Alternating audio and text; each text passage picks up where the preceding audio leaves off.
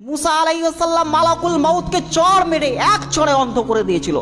জানেন মালাকুল মাউত, সে মালাকুল মাউত মুসা আলাইহিস সালামের কাছে গিয়েছে, মুসা আলাইহিস সালামকে বলছে যে আপনার জান কবজ করার জন্য এসেছি, মানুষের রূপ ধরে এসেছে। তো আসার পরে যেমন এই কথা বলেছে, মুসা আলাইহিস সালাম অত্যন্ত রাগী মানুষ ছিলেন, অত্যন্ত রাগী মানুষ, এত শক্তিশালী মানুষ ছিলেন, এক ধাক্কায় মানুষদেরকে তিনি ফেলে দিতে পারতেন, এত শক্তি ছিল। তো মুসা আলাইহিস সালামের কাছে যখন ফেরেশতা এসে কথা বলল, তিনি রেগে গেলেন। মুসা আলাইহিস সালাম তিনি মালাকুল মউতকে এক চড় মেরে দিয়েছে, এক চড় মেরে তার চোখ অন্ধ করে দিয়েছে। আল্লাহর কাছে গিয়ে আল্লাহ গো, ও আল্লাহ, কার কাছে তুমি পাঠিয়েছো আমাকে আজকে, যে এত মানুষ, এরকম মানুষ যে আমি গিয়ে বলেছি, এ কথা বলেছি, আর আমাকে এক চড় মেরে আমার চোখ অন্ধ করে দিয়েছে। আল্লাহ তাআলা তার চোখকে কি করলেন, ভালো করলেন।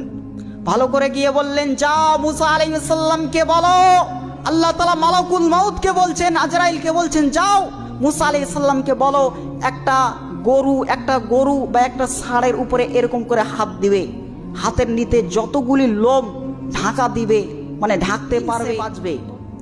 এলেন, আসার পর আজরাইল আলাইহিস সালাম মালাকুল মাউত মুসা আলাইহিস সালামকে বলছেন, ও মুসা, তুমি শুনে নাও, আল্লাহ তোমার জন্য অফার করেছে, আল্লাহ তোমার জন্য অফার দিয়েছে। কি অফার দিয়েছে? একটা গাভীর উপরে, একটা ষাঁড়ের উপরে তুমি হাত রাখবে, যতগুলি লোম তুমি হাতে ঢাকতে পারবে এ থাবা দিয়ে, তত বছর তুমি বাঁচবে, মানে প্রত্যেকটা লোমে 1 বছর করে তুমি হায়াত পাবে, মানে তুমি বাঁচতে পারবে। তারপরে বলছেন যে আমি বাঁচতে পারবো? হ্যাঁ। তারপরে আমার কি মওত হবে? এই যে এতদিন বাঁচবো, তারপরে কি মওত হবে? বলছে হ্যাঁ, মওত হবে।